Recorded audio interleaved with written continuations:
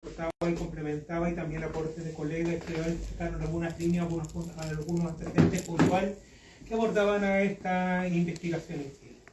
El nazismo en Puerto Montt no fue algo que, digamos, algo que llegó tan rápidamente, no fue una cuestión que le costó bastante insertarse acá en la zona.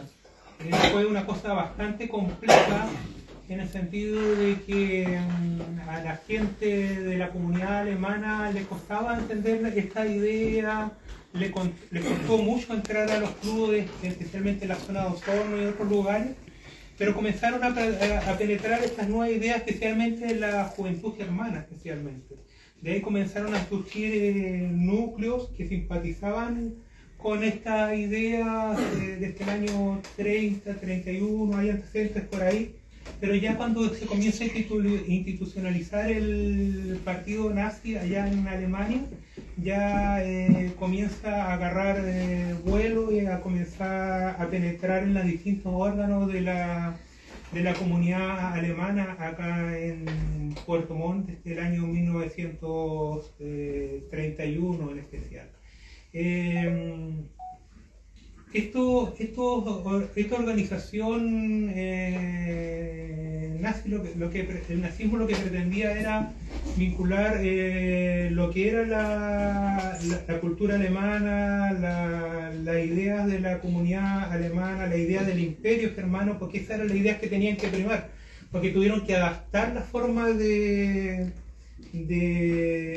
las ideas hacia la realidad local, porque esas eran las ideas que estaban arraigadas, y especialmente las ideas de la lucha contra el comunismo, que también estaba muy arraigado dentro de ciertos núcleos, especialmente la Liga Chileno-Alemana, especialmente.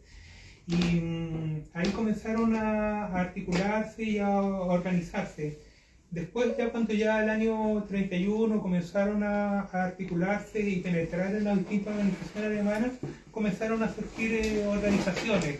Ya cuando ya entra al poder el gobierno alemán, surgieron organizaciones que vivían repitiendo las mismas estructuras del partido nazi, se dividían territorios, tratando de replicar lo que pasaba en Alemania, pero a través del mundo. Por ejemplo, había un núcleo importante en Sudamérica se dividía en ciertos territorios y en ciertas zonas, y el país, por ejemplo, Chile, se dividía en ciertas zonas. Y en el caso de la región de los lagos, los ríos, primeramente hubo un momento que se dependió de Valdivia, pero después, cuando ya se articuló un núcleo más importante, surgió un grupo locales acá en Puerto Montt, en Puerto Vara, en Yanquihue y en Frutillar también, y habían grupos más pequeños en otras áreas que agrupaban a 4 o 5 otras personas, por ejemplo en el caso de Chaminza, por ejemplo, donde se hacía también instrucción militar y otras cosas también. Las ideas del nazismo fueron divulgándose no solamente con las publicaciones que se hacían desde Alemania, sino también se divulgaban a través del mismo diario El Yanquihue. Hay que recordar que el diario El Yanquihue en sus comienzos simpatizaba abiertamente con el nazismo, y es obvio porque había muchos accionistas en el mismo conglomerado que agrupaba el diario El Yanquihue, que se simpatizaban con ideas germanas, y especialmente también en la misma radio, y hubo también una lucha entre los mismos accionistas para hacer preponderar esta idea y esta propaganda en general. En el caso del nazismo local, había un grupo local, aquí había un grupo local bastante importante, bastante estructurado. Uno de los personajes importantes era Emil Bünimi, que él sería preponderante en esta organización. Él llevaba la coordinación y todo el tema. Él era el líder acá, se dedicaba al líder, y él obedecía hacia la persona de una persona que estaba en la embajada, le transmitía la información y todo el tema, y él se organizaban con él en general. Este era empleado, contador, casado, y bueno, tenía el carnet del partido nazi, obviamente, la documentación respectiva. Otra línea y muy importante era para transmitir todas esas ideas y todos estos pensamientos, era el colegio alemán, donde todos los profesores eran del partido nazi y la malla curricular venía desde Alemania, donde se instauraba, donde venía todo el tema de las concesiones del imperio alemán, las concesiones racistas y todas estas líneas se transmitía directamente a través de lo que venía desde Alemania en general. Y otra línea no menor y no menos importante eran los predicadores también luteranos que también simpatizaban con esta idea y lo transmitían fuertemente. El gobierno alemán era muy claro en su idea. La idea era controlar a las comunidades de las colonias germanas especialmente, tener el control de eso, no inmiscuirse en general en las políticas locales, sino proteger sus intereses en general, proteger sus intereses. Esa era como la línea como más oficial en general. Ellos les interesaba, por ejemplo, como reflejan en este libro, todo el tema de la dinámica del control de lo que es el puerto de Puerto Montt, todo lo que las cosas que salen y vienen del puerto de Puerto Montt, todo el tema de los comerciantes y todo el tema que era muy importante, todo el tema de la producción local que se hacía y todo el tema. ¿Por qué? Porque la comunidad alemana tenía que depositar cierta cosa al partido nazi, a ciertas organizaciones para reproducir toda la estructura y la dinámica del partido nazi acá en la ciudad y toda la zona en general. Eso fue a grueso modo lo que se organizó y se estructuró el partido nazi aquí en Puerto Montt. Bueno, esta cosa fue generando cierta tensión y cierto malestar en ciertos núcleos a nivel de la zona central. Se crearon grupos de acción antifascista que comenzaron a denunciar esta situación. Surgieron medios que comenzaron a hacer investigación y reportajes. Por ejemplo, la revista Ercilla envió un enviado especial que denunció lo que pasaba acá en Puerto Montt. Por ejemplo, cuando estaba embanderada la ciudad con la bandera de la suástica en general. La ciudad de Puerto Montt estaba embanderada, hablaba de lo que pasaba en el club alemán, donde había un profesor del colegio alemán que defendía a rajatabla lo que hacía Hitler y todo el tema. Bueno, los del colegio alemán eran los más que propagaban todo esto, los directores del colegio alemán defendían esta especie de revolución que se generaba todo el tema. Y también hubo también un momento también que se barajó a nivel nacional, también a nivel local, una especie de alianza para ver algo que pudiera incidir también en la política nacional. Pero era algo que se tanteó más que nada, que fue la aparición del movimiento nacional socialista chileno de Gonzalo Bonmaré. Se trató de generar una alianza, se lo financió a González Bonmaré, de todo el tema, pero comenzaron a surgir, habían ciertas diferencias. El movimiento nacional socialista chileno no había desarrollado el concepto racial como lo tenían los alemanes en general, y tenía una idea más vinculada al nacionalismo chileno que a los intereses alemanes en general en sus comienzos. Y eso llevó, por ejemplo, a una polémica muy grande en el Teatro Cervantes en Valdivia, donde González Bonmaré trató de sinvergüenza a los alemanes y todo el tema, y generó tensión. Esto llevó a que en un momento determinado se rompieran las relaciones con el movimiento, con el partido nazi, con todos los jerarcas, todo el tema, y los que eran descendientes alemanes comenzaron a alejarse del movimiento nacional chileno y comenzaron a entrar al partido nazi en general. Y esto también generó también la ruptura cuando pasó todo lo de la matanza de Seguro Obrero, que los nazis en general hallaron un hecho excesivo, y ahí ya fue la ruptura definitiva en general. Ya, como le iba contando, esta situación del verdadero control que tenía el nazismo de la esfera económica, social y el ritmo de vida acá en Puerto Montt ya comenzó a generar no solamente esta liga antifascista, sino cuando ya entramos en la guerra en los mismos aliados, cierta tensión y bueno, generaron presión. Recordemos que el Departamento 50 no nació para perseguir al nazismo en general, sino su objetivo era perseguir a lo que era el anarquismo en general en sus comienzos. Entonces ellos comenzaron bueno, con las presiones a comenzar a investigar todo esto, a generar toda esta situación. Y hubo un hecho que marcó decisivamente lo que iba a pasar acá en Puerto Montt en general, que fue toda la investigación judicial que partía acá y el juicio contra Emil Brüning y toda la organización nazi, que eso llevó a todo un terremoto acá en la ciudad en general. Y eso parte ya el 8 de agosto de 1941, cuando comienzan a producirse las detenciones, ¿no? Y los allanamientos en general.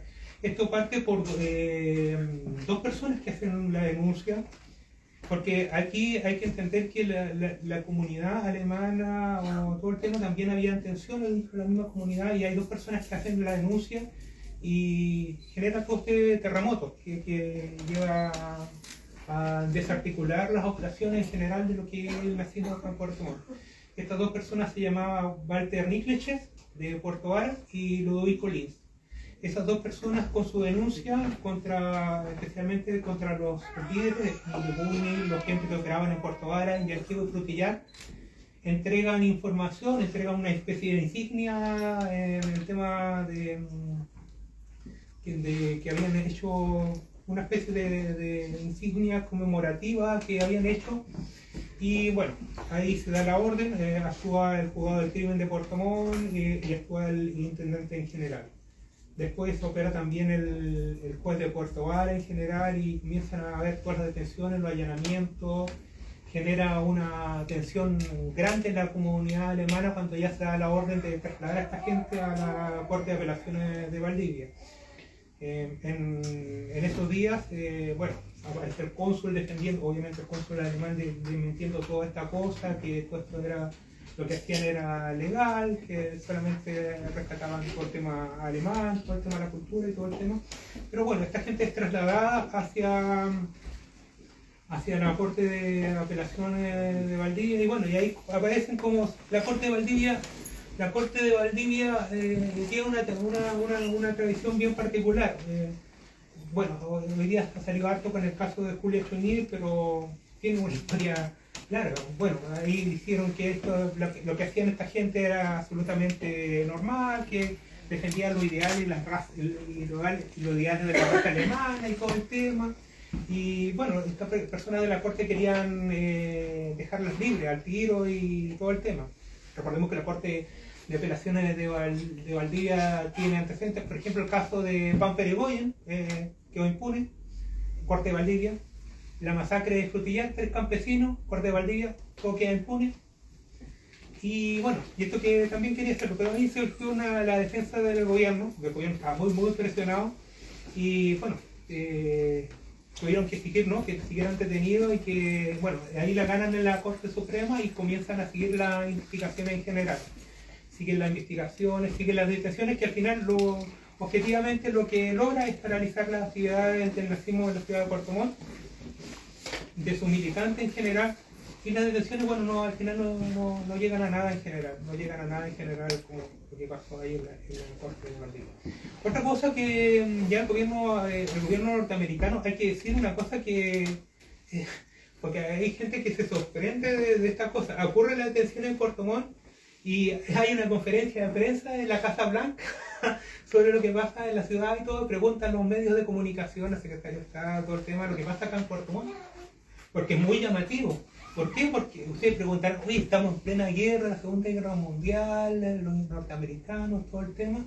Bueno, es que estaba el Canal de Panamá, estaba el Estrecho de Magallanes, estaba la Antártida, había mucho interés, obviamente estaban preocupados.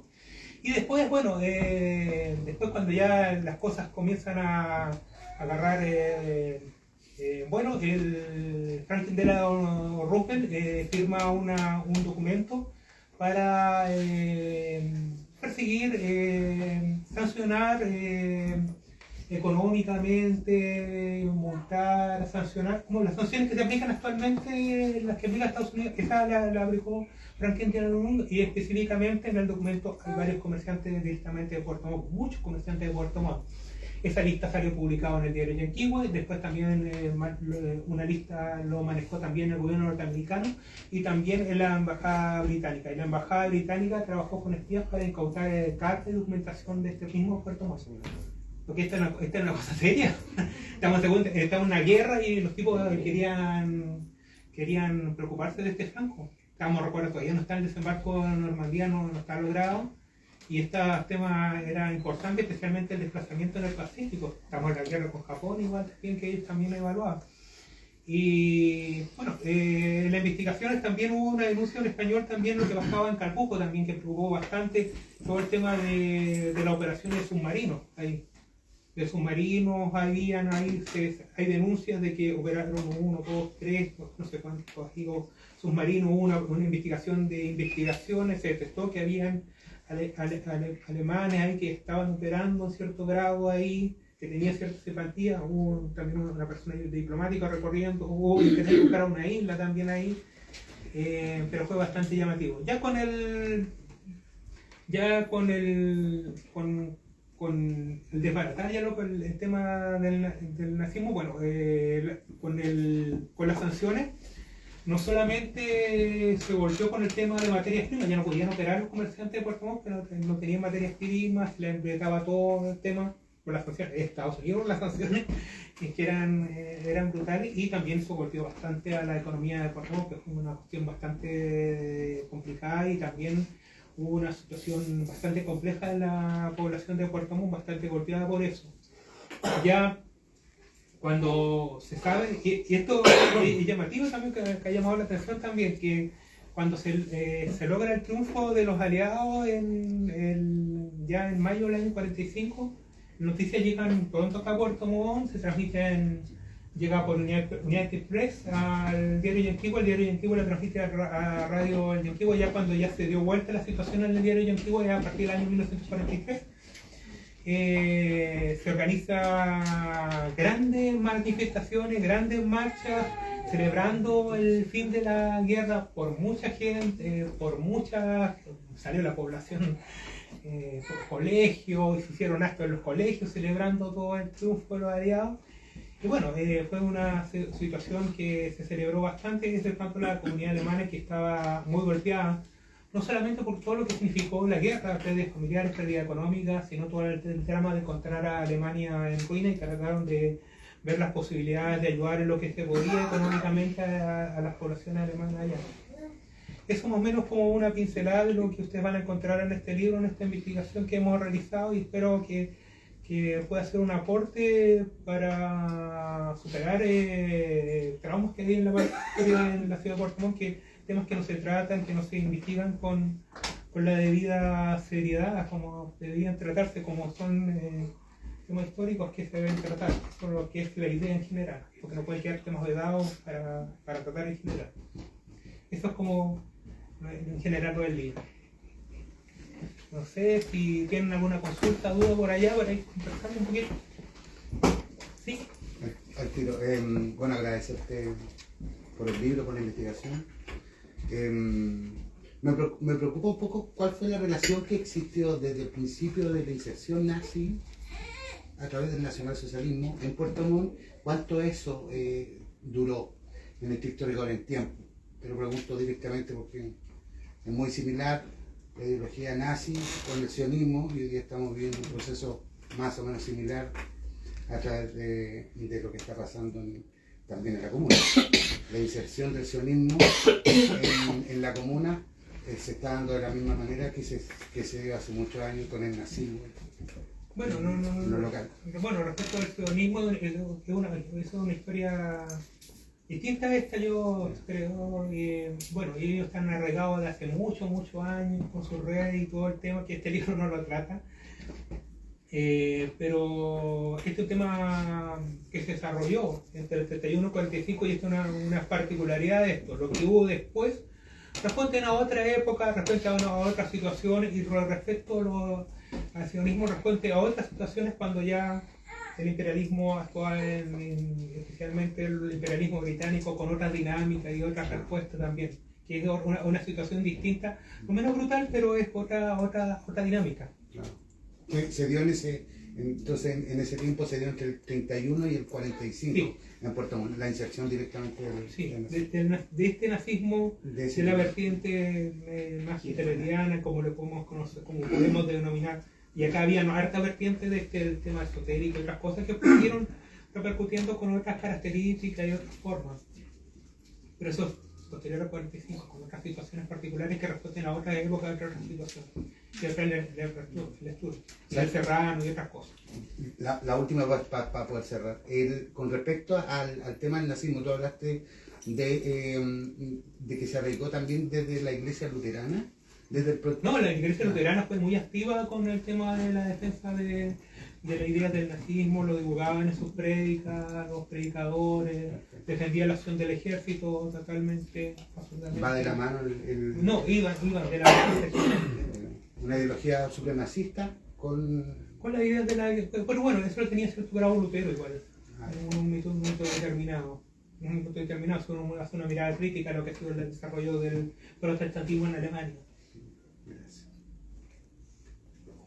Una consulta, por ejemplo, cuando llegaron los alemanes en la colonización a Chile, o sea, la inmigración a Chile, también llegaron judíos a Chile. Sí.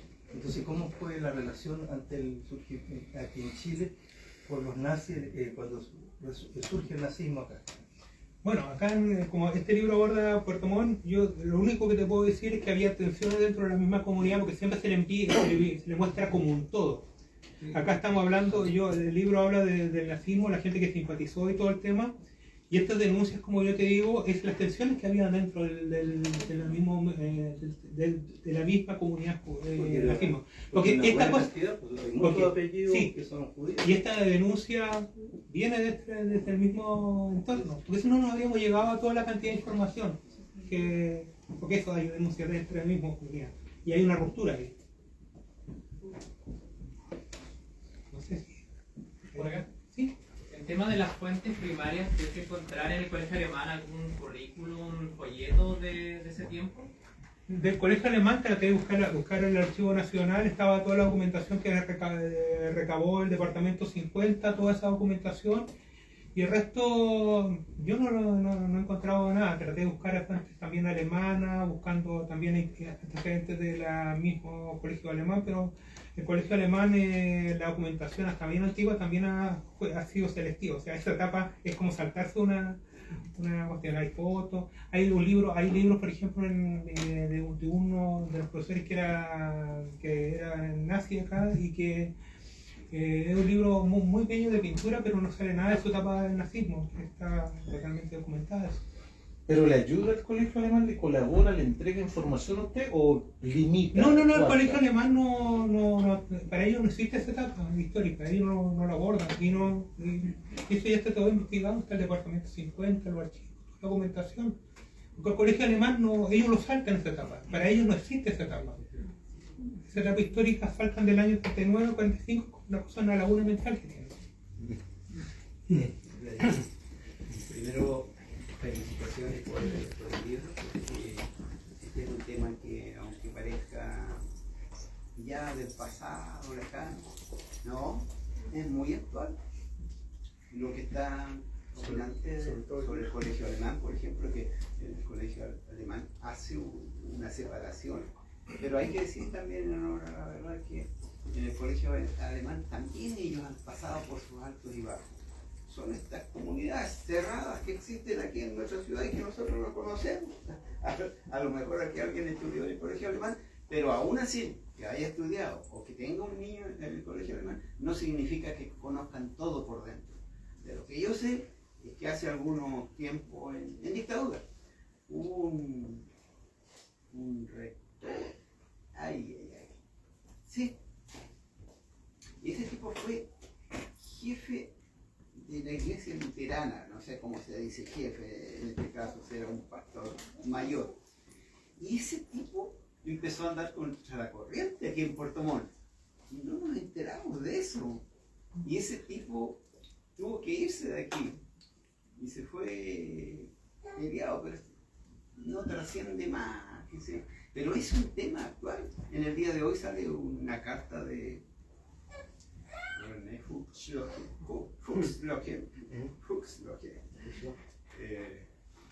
ayer con el cual mantuve una polémica de meses en el diario Kiwi, porque es muy ultra. Y él está entre los que organizaban y financiaban ese programa del día domingo en Radio Sago, por la cual se emitía música alemana, que no hay ningún motivo para escandalizarse, ni está prohibido tampoco. Sí, pero cierta música alemana, esa que les gustaba, y con las mismas canciones que les gustaba en tiempo de los nazis, que en Alemania quieren recordar, igual que la canción nacional, ellos también tienen su cuarta estrofa igual que nosotros, y esa está prohibida en Alemania, y por acá la cantaban. Entonces, pero por el lado que tome, yo escuchaba los temas que tú tocas, pero por el lado que tome, mire, unas reflexiones marginales tal vez. Los chilenos no pueden comprar terreno cerca de Arica, en el lado peruano. Y eso lo hacen casi todos los países, no se pueden comprar porque, bueno, seguridad. ¿Y dónde estaban nuestras gloriosas Fuerzas Armadas y el ejército de aquí cuando los alemanes eran poseedores de todos los terrenos a orillas del lago Todos los Santos, que llegaba hasta el límite, y por el otro lado igual? Cuando, no sé si tú mencionas en tu libro la ruta de los monasterios, la vía de escape de los nazis de Europa, y se venían para acá en algo que diseñó algún obispo al interior de la Iglesia Católica. Sí, pues no era la Iglesia Católica, pero al interior sí, y le permitían escapar vía España para llegar a Sudamérica, donde estaba el paraíso. Y de ahí se movían por los ríos con entera libertad porque no había ningún control. Imagínense aquí, Paso Pedro Rosario. Ellos mismos controlaban. Y por último, si no los controlaban, eran los dueños de las lanchas para pasar para allá. ¿Y cuántos cómo se llama, de los viejitos antiguos aquí pudieron pasar por allá, a no ser que sea un tour organizado? Pero es como territorio ajeno, que no nos pertenece. Y eso sucedía aquí. Y como digo, esto despierta un montón de cosas y que tienen relación con hoy día. Yo decía que Huxlöche debe ser un admirador y un provocador también. Y los nombres de los que siendo judíos y se matricularon en el partido nazi, los países, aunque no condenemos a todos, ¿cierto? Así al bulto, porque entre ellos hay efectivamente Puerto Vara, los Nicuiche y tú mencionaste a otro, Linz y también. Pero esos son los que denunciaron. Claro. Sí, Esos sí. estaban en la otra fracción. Exactamente. Lo que yo, como investigador también, pero de periodos más antiguos, les pediría a cuantos sepan del menor datito así de este tema, por ejemplo, pasárselo a Vladimir, porque eso no sirve mucho, eso no sirve para amarrar otra cosa, y vamos avanzando. Para finalizar, por ejemplo, un trabajador me contó que estaban pintando la casa de la esquina del camino Puerto Montt, Puerto Vara, cuando uno llega a Puerto Chico y doblan a la izquierda. Esa es una casa que había ahí, una casa antigua, ahora ya no existe. Hace pocos años ¿cómo se llama? Hace pocos años la demolieron. Y en esa casa vieja mueven unos muebles y de repente caen unos libros. Y la persona que me contaba dice que toma el libro, registro, qué sé yo, del partido nazi. Y ahí estaba toda la lista. Y en el camino, al irse Puerto Vara, ahí donde viven una serie de alemanes, los únicos, me dijo, porque él los conocía, él era el destino. Entonces me dijo que los únicos que no estaban en el partido nazi eran los Schnettler y los Boller. El resto todo. Y por lo demás, Dije que hasta aquí no va, pero es que me tienta decir cosas, mire. Ayer vivía Grabando. los Miller. Fernando Miller era uno de los jefes del nazismo. Y otro trabajador que se conocía, dijo, estos están muertos ahora.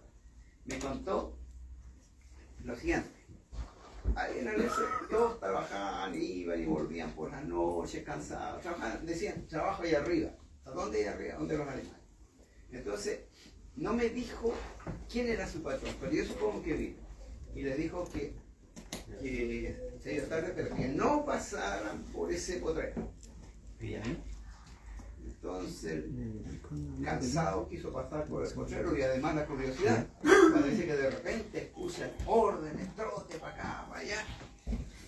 Y se asoma con todo cuidado. Están todos los hijos de los patrones con camisa y también con fusil y correaje. Todas esas cosas pasaron aquí. Ya, hasta ahí no. Hay mucha historia. Por ejemplo, este libro solamente en la ruta de escape.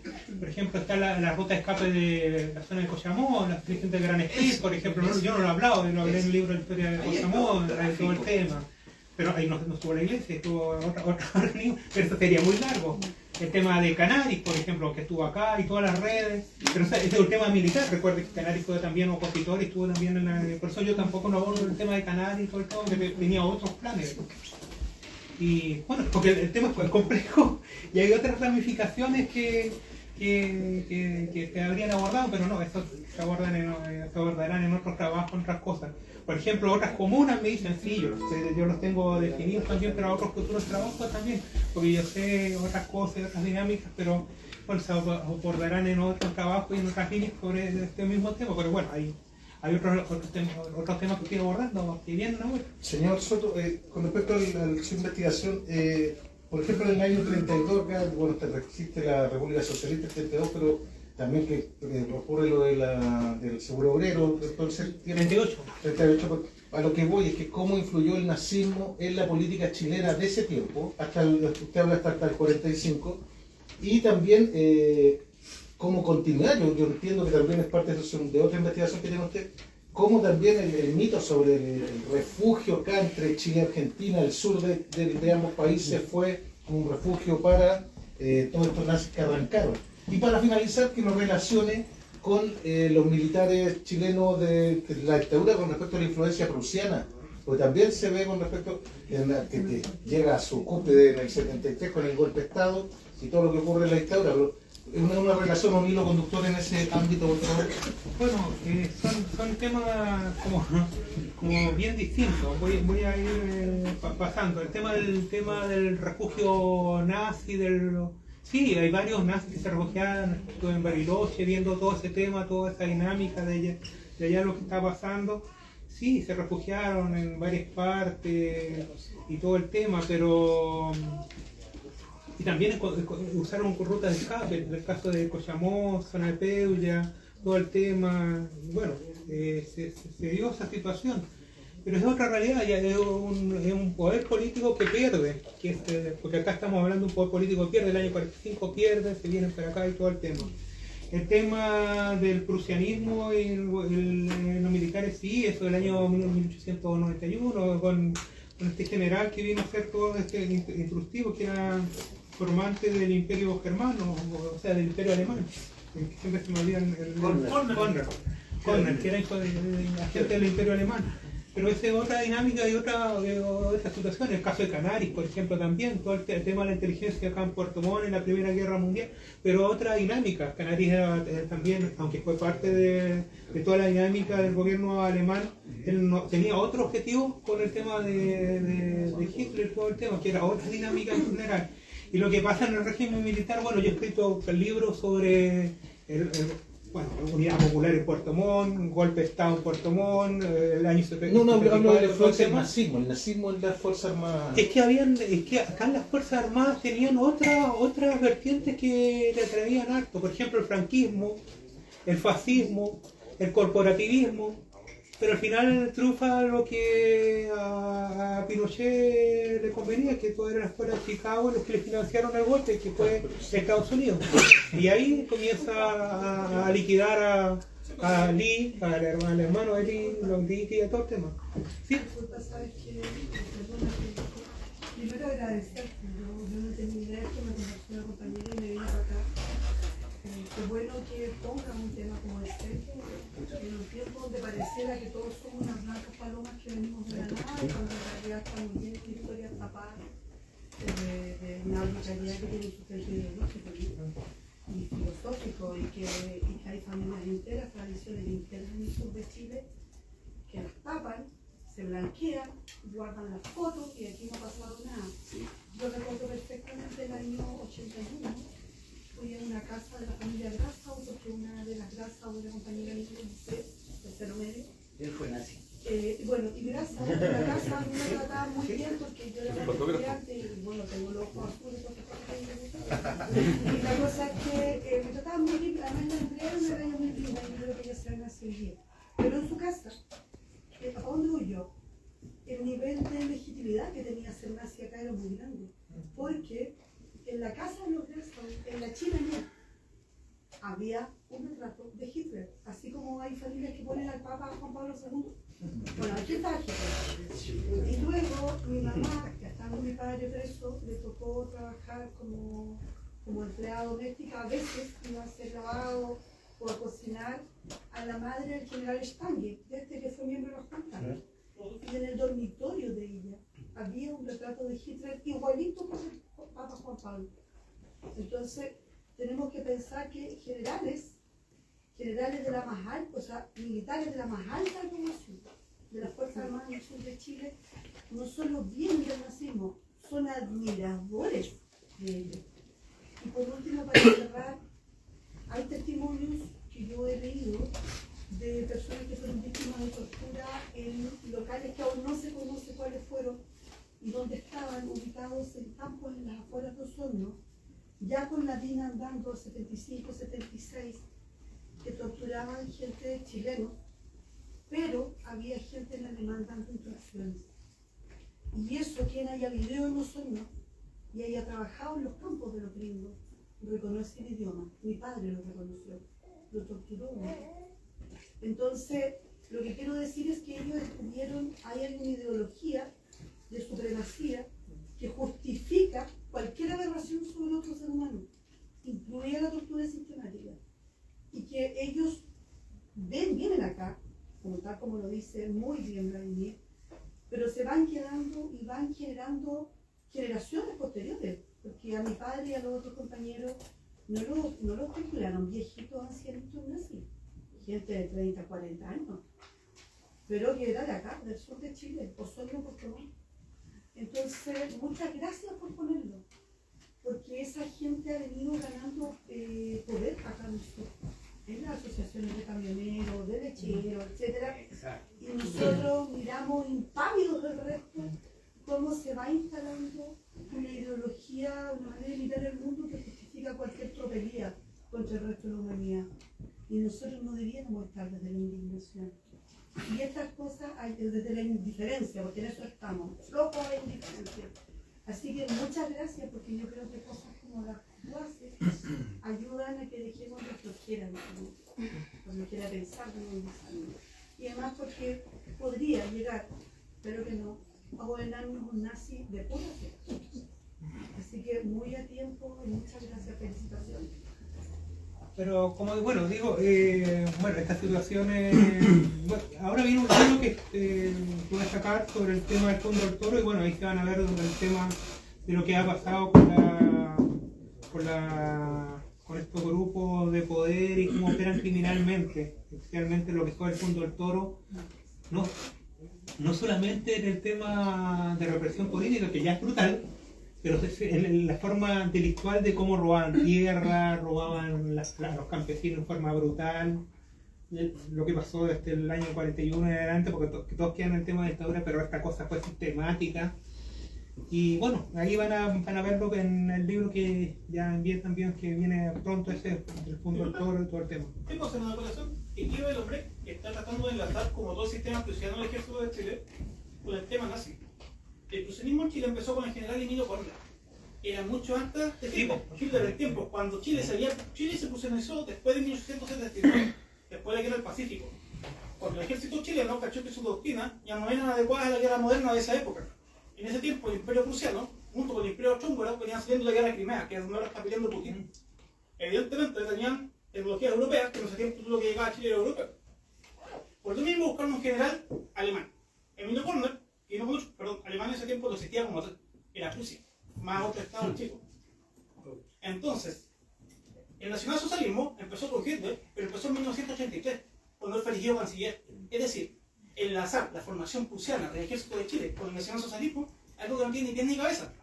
Si vemos, para el 1973, Chile siguió la doctrina Kissinger, que es una doctrina de la CIA. Kissinger es judío. Los nacionalsocialistas son enemigos de los judíos.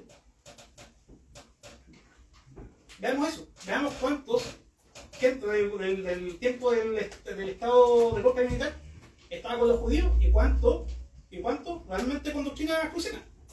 El único que reconoció ese franquista fue José Toribio Merino, que fue el único realmente fascista de ese gobierno. El resto eran todos internacionalistas que estaban encuadrados con el sistema OTAN-ONU. ¿Y Lee no compartía el corporativismo? El corporativismo era más propio de Patria y Libertad. Que de hecho Patria y Libertad en su inicio empezó con eso, pero después cuando Pinochet acabó el tema y escogió su bando en la Guerra Fría, lo dejó de lado. Patria y Libertad está mucho más cerca del nacionalsocialista de 1988 que de los soldados de 73. Es como una votación. Es decir, creo yo que hay que separar bien eso. Nacionalsocialismo no es igual al ejército de Chile. El ejército chileno es prusiano. Tiene doctrina prusiana, pero no tiene nada que ver con el nacionalsocialismo, que murió en 1945. Yo diría lo siguiente, a ver, los procesos históricos no son lineales, ¿cierto? Para allá, para acá y volvimos para el otro lado, se produce una alianza, qué sé yo. Efectivamente, el prusianismo nos llegó en los años 90, el siglo antepasado. Ahí llegó. Pero vamos a decir que esa desgracia que nos cayó encima estuvo inspirado en las ideas de Balmaceda, uno de los pocos presidentes que podemos llamar así en palabras simples, bueno. Porque si usted ubica lo que cuesta bastante en la historia de Chile, cuesta bastante, ¿cuáles son las obras que hizo Balmaceda? ¿Quién no era un hombre de izquierda? Sí, pero con todo lo que estaba haciendo y lo que hizo, puta, es de aplaudirlo, porque los otros no hicieron nada. Pues. Y entonces, él promovió algunas cosas. Educación, de donde trabajó profesores de Alemania. Alemania está de moda, estuvo consciente, a él le tocó después de la guerra del 79. No sé si hubiera estado él en el año 79, habría declarado la guerra, a lo mejor se queda aquí nomás. El hecho es que una vez que ya se extendió nuestro territorio para el norte, ¿qué hace? Tienes que administrarlo. Y había que asegurar. Y él contrató militares prusianos, con Goering a la cabeza. Ahora, ese tipo de disciplina, ¿cómo se llama? De esa disciplina se apropiaron los nazis. Y los nazis sí que le dieron como bombo y platillo a la doctrina prusiana. Incluso las marchas, qué sé yo. Y a raíz de eso se identifica el prusianismo con el nazismo. Porque ahí viene la cuestión, los nazis se apoderan de eso. Lo heredan, porque son alemanes también. Claro, lo heredan también. Y ¿cómo se llama? Pero esto es así, va para allá y para acá. Y nosotros tenemos que tener harto cuidado con echarnos todos al bulto a veces, porque la cosa no es así. Pues. Ya Vladimir explicaba que los nazis aquí también tenían problemas. Y habían tipos buenos, Ludovico Linz, ya, no cliché. Disculpe, siguiendo con lo mismo, yo durante años yo estoy viendo que bueno, súper tipo. Hartos nazis que hubo ahí. La Unión también al frente, estamos dos siglos. No, ahí había una. Voy a eso. Fui 8 años voluntario bombero, fui 2 años bombero. Estuve en una compañía de bomberos, como la segunda Germania de acá, que de hecho son compañías que fueron fundadas por gente, por alemanes. Muchos alemanes de ellos, de hecho, no voy a decir una compañía del sur, pero no está de Puerto Montt, está entre Puerto Montt y Río Bueno. Ahí tienen la primera Yankee o la primera Gutiérrez, que tiene un monumento en su patio dedicado a los voluntarios de esa compañía que en 1989 se hicieron de Montevideo, el llamado de salud, y fueron a pelear por alemán. No voy a decir qué compañía, que le gusta investigar, que investigue. Hay dos compañías, oye, hay dos compañías alemanas, disculpe, 5 compañías alemanas entre Puerto Montt y Osorno. Está la primera de Yanquihue, la segunda y sexta de Puerto Varas y la primera y cuarta de Frutillas. Así viene pues. ¿Y en Purranque no hay? No, en Purranque no. Yo fui la primera de Río Bueno, y de hecho en Río Bueno, como un pueblo más, siempre en Río Bueno jugamos con eso, o sea, somos la primera de Río Bueno, que fue fundada por alemanes pobres, y estamos frente a la Unión, que fue fundada por alemanes de guerra. Entonces, yo no soy alemán para nada, pero claro, teníamos como la tradición esa, y si ustedes revisan ahora, por ejemplo, bueno, súper simple, bajen al centro, vean la segunda compañía de bomberos de Puerto Montt, los carros dicen Feuerwehr, que bomberos en alemán. Si hablan con ellos, esa compañía fue fundada en 1800 y algo, casi en el 1900, por puros alemanes. Si revisan ese cuartel, está en una compañía de bomberos alemana. Evidentemente las cosas se ven, también la política y otras cosas. Entonces, va todo esto más allá. Aquí se está viendo de forma súper superficial, como estamos haciendo alguien quiere enlazar el nazismo con el ejército de Chile. Y todo tiene trasfondo mucho más extenso que eso. Sí, esas cosas son, como tú dices, tratan de enlazar peras con cosas que nada que ver. Cosas que hay que ser preciso en el lenguaje, pero bueno, trata uno de ser preciso en estas cosas y bueno, eso es lo único que trata de hacer. Sí. No, solamente aclarar que el prusianismo es una doctrina, ya que nace en Prusia, por Federico II, no me acuerdo bien, sí, ¿ya? Que en el fondo, claro, es la conformación de un Estado militar, ¿ya? Más bien y aristocrático, y más bien Hitler tenía mucho desprecio hacia la oficialidad aristocrática prusiana. Recuerden que la gran oposición de Hitler vino del ejército. Del ejército, y los atentados fueron organizados por oficiales prusianos, de la iglesia prusiana. Sí. ¿Ya?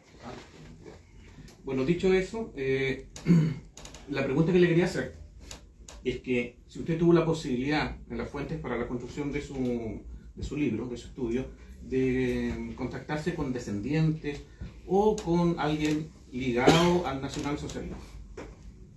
Bueno, de mi experiencia de reportero he monitoreado este tema, pero solamente me enfoqué en las fuentes documentales que pude recabar. Ya, documentos, fuentes, las fuentes fueron las que mencionó. Sí, las que mencioné. En el Archivo Nacional, sí. Lo que era en el exterior, todo. Y lo que era del exterior. Esa fue la documentación que yo pude hacer. En la biblioteca de Puerto Montt habían documentos.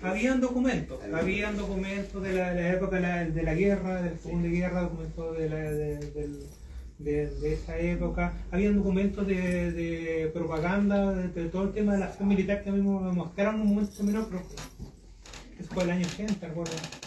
Y ahora en el año 2015 quedaban, porque parece que se les había pasado, yo por lo menos vi un librito que contaba las hazañas de los submarinos y donado por un ciudadano de aquí de Puerto Montt, de apellido, no se me enoje alguien, de apellido Ditz o si no, Oelker. No tengo fotografía por si tengo que corregirme, porque yo dije, ¿cuánto durará esto? Y vayan a buscarlo ahora, pero ahora Vivir sabe por qué, cómo han desaparecido los documentos del no, museo. Pero en ese tiempo habían revistas también alemanas, igual también que hablaban de todo este tema y profundizaban temas, pero estaban temas más centrados en personas centrales, no en temas específicamente locales en general, por eso no se profundiza mucho en eso. ¿Sí? La actividad y la publicidad me matan. ¿Dónde lo van a vender aparte de esta presentación? Están en ¿Tiene canal de distribución? Sotavento Libros, en Avenida Diego Portales, frente a Paseo Talca en Puerto Montt, en Instagram, en Facebook, me dijeron que no habían, trataré de jugarlo rápido. ¿Qué? ¿El tren en Castro también puedes ponerlo ahí? Está en esto y está en la editorial Cartonera Sin Filo y en Discurso Ediciones para distribución a nivel nacional e internacional, que ellos también me están distribuyendo también. Esos son por los dos polos, bueno, ellos han trabajado en todos mis proyectos y todo el tema. Vladimir, una pregunta a propósito del nazismo y la investigación. ¿Cómo lo ve con relación al actual candidato a la presidencia? ¿Cómo puede usted relacionar ese nazismo con esta persona que está populando hoy en día? No, esto es una realidad absolutamente distinta. Es una realidad absolutamente distinta y esto responde al derrumbe de un modelo que se llama el fin del modelo neoliberal. Y hay un derrumbe de todo lo que fue el tema de lo que conocimos la política de consenso y todo. Es un derrumbe de todo eso y por eso surge este personaje que viene del partido de la UDI. Entonces un tipo que se alimenta de eso y de todo lo que fue esa clase de política en general.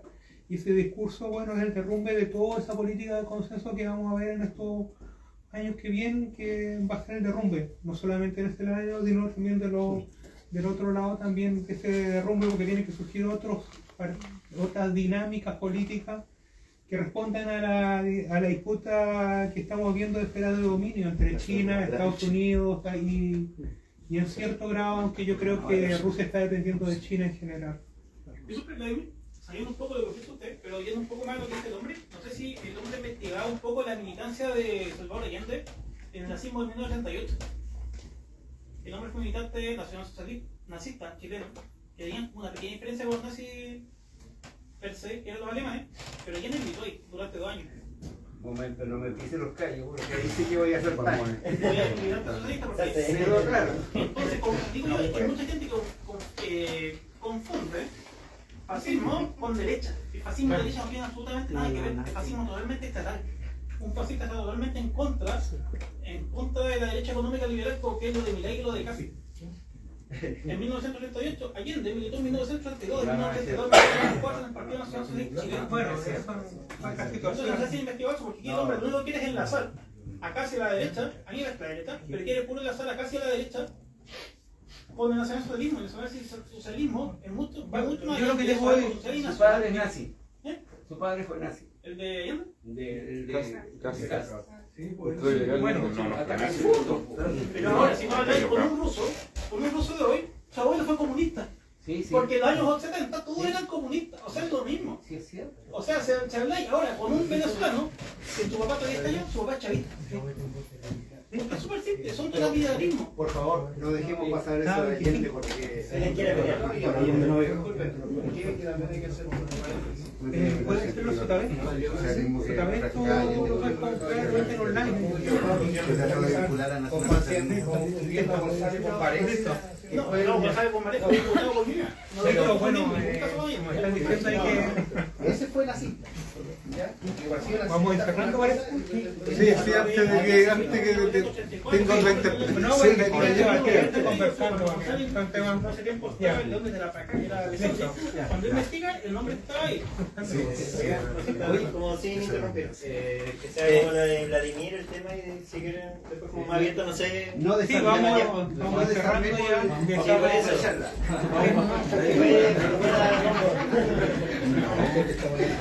Por supuesto que está interesante, es muy interesante que eso se dé en un plano de respeto, primero respeto por el autor del libro, por la casa que nos cobija y también por la verdad, por favor, eso que te dice. Vamos a la exposición.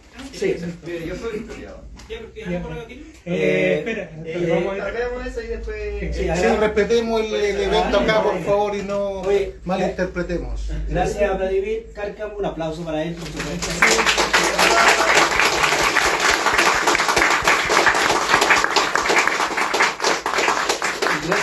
Y gracias a ustedes por venir igual a nuestra... No quiero decir humilde, porque ya no es humilde esta galería. Voy a decir algo antes de terminar sobre la galería. El arte tiene memoria. Es vacío, ¿no? Cuando, voy a poner mis lentes, se intenta borrar la historia, el arte vuelve y es testigo. El arte dice, aquí estoy. Y nadie me hizo desaparecer. El arte está aquí, recuperando su memoria, ¿no?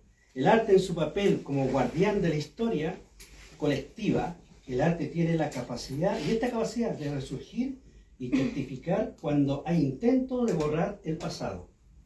Eso quiero, como galería, como la Naya de directores, que la galería ese es nuestro pensamiento, que el arte eso significa, ¿no es cierto?, que el arte es una herramienta muy potente, ¿no es cierto?, para aclarar y seguir con la historia viva. Así que agradezco a Vladimir, muchas gracias y gracias a ustedes por venir. Espero que después continúe el debate.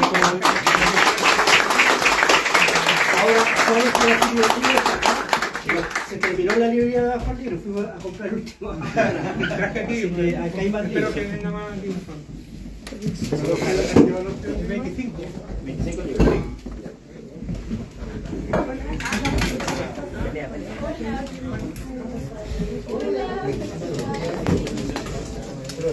¿Está bien?